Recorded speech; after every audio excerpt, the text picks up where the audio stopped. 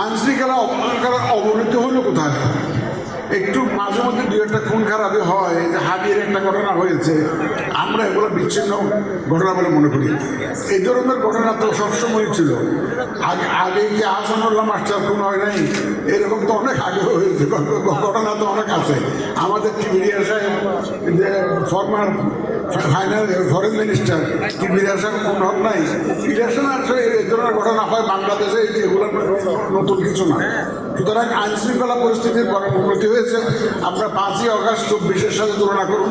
রাত্রে ঘুমাইতে পারছেন 4-5 দিন, এক সপ্তাহ যখন থানাগুলো অপারেশন ইনেকটিভ ছিল, পুলিশ স্টেশন ওয়ার্ক করছিল না, তখন আমরা যে অবস্থা ছিল, এখন তো অনেক উন্নতি হয়েছে ইনশাল্লাহ। আমাদের ডেভেলপমেন্ট পার্টনারদের সহযোগিতায় যে ফেস্টিভ্যালটা অর্গানাইজ করেছে, এখানে আমি আজকে দেখে আমি উদ্বেলিত। এবং যখন আমি ঢোকার সময় যখন দেখলাম যে আমাদের তরুণ ফিউচার ভোটাররা দাঁড়িয়ে আছে, আমি তখন আমার অতীত জীবনে ফিরে গেছি। আমি অলওয়েজ তারুণ্যের শক্তিতে বিশ্বাসী।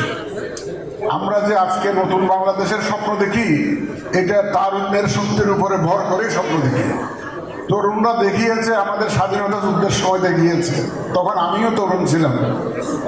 আমি আজকে আস্তে আস্তে ভাবছিলাম 1970 সালের জানুয়ারি মাসের 1 তারিখে যখন মার্শাল ল গভর্নমেন্ট ঘোষণা দিল, ইয়াহিয়া খানের গভর্নমেন্ট, যে from 1 January 1970 political activities will be open. I was sleeping. Suddenly I heard the sounds of procession in the road. We just jumped out of our bed and ran to participate in the procession, to raise slogans against martial law.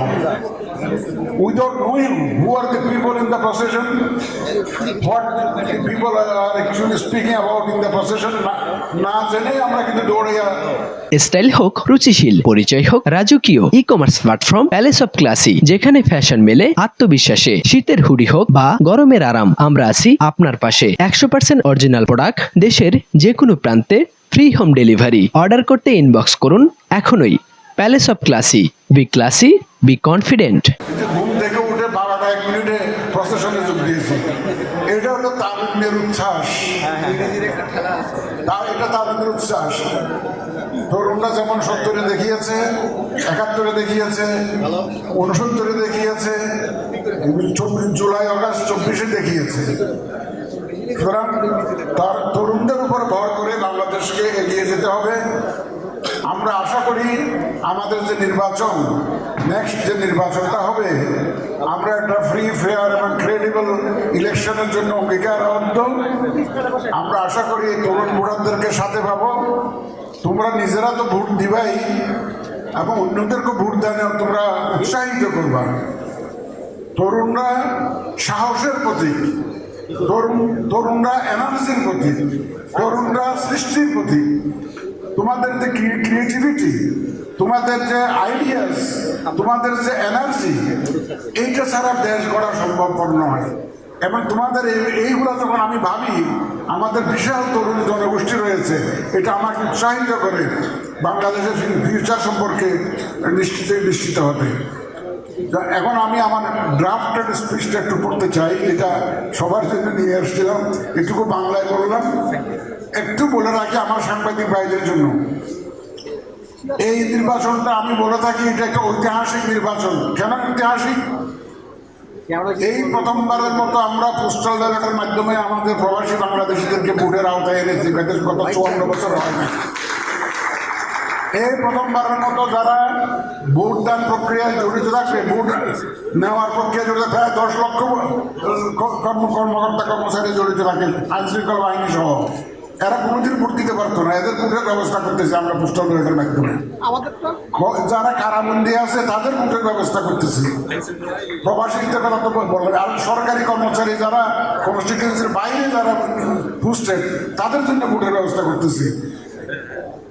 সর্বোপরি এবার একটা গণভোট কিন্তু একসাথে একই দিনে করতে হবে। কারণ এই সমস্ত দিক থেকে ঐতিহাসিক তো বটেই। আমরা যে সাহস করে নেমে পড়েছি, এই আমাদের এই সাহসী পদক্ষেপ এর সাথে তোমাদের যদি অংশগ্রহণ যদি থাকে, ইনশাল্লাহ আমরা সাকসেসফুল হব to deliver A free, fair and credible election.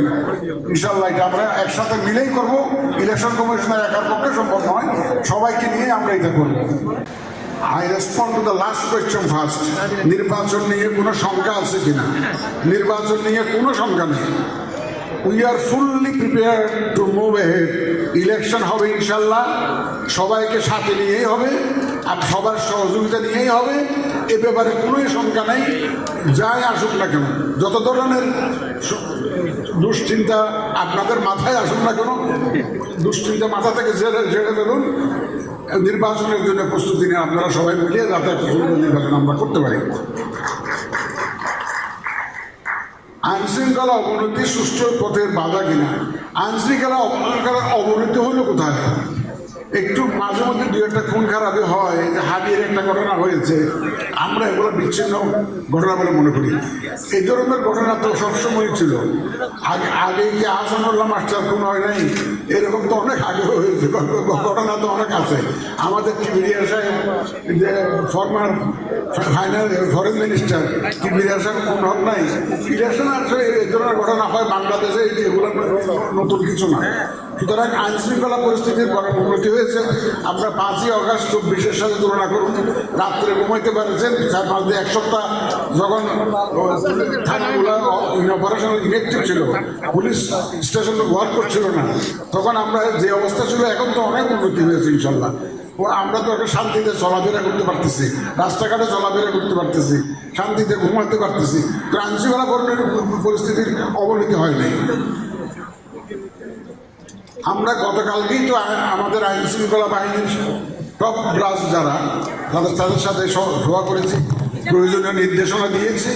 ইনশাল্লাহ আমাদের আইন শৃঙ্খলা বাহিনী সম্পূর্ণ প্রস্তুত যে ভবিষ্যতে যাতে ইলেকশনের সময় পর্যন্ত যাতে শান্তি শৃঙ্খলা যাতে বজায় থাকে এবং সুষ্ঠুভাবে যাতে নির্বাচন আমরা করতে পারি। আমাদের আইন শৃঙ্খলা বাহিনী তাদের একদম সম্পূর্ণ প্রস্তুতির কথা গতকালকেই আমাদেরকে জানিয়েছে। আপনারা হয়তো মিডিয়াতে দেখেছেন। ইনশাল্লাহ নিশ্চিন্ত থাকেন, নির্বাচন সঠিক সময়ে সঠিকভাবে একটা সুষ্ঠু সুন্দর নির্বাচন, প্রতিযোগিতামূলক নির্বাচন ইনশাল্লাহ আমরা দেখতে পাবো। যে ওয়াদা আমরা জাতিকে দিয়েছি, সেই ওয়াদা ইনশাল্লাহ পরিপালনে ইলেকশন কমিশন প্রতিজ্ঞাবদ্ধ। আপনাদের সবাইকে সাথে নিয়ে ইনশাল্লাহ আমরা একটা সুন্দর নির্বাচন উপহার দেবো। আপনাদের সবাইকে ধন্যবাদ।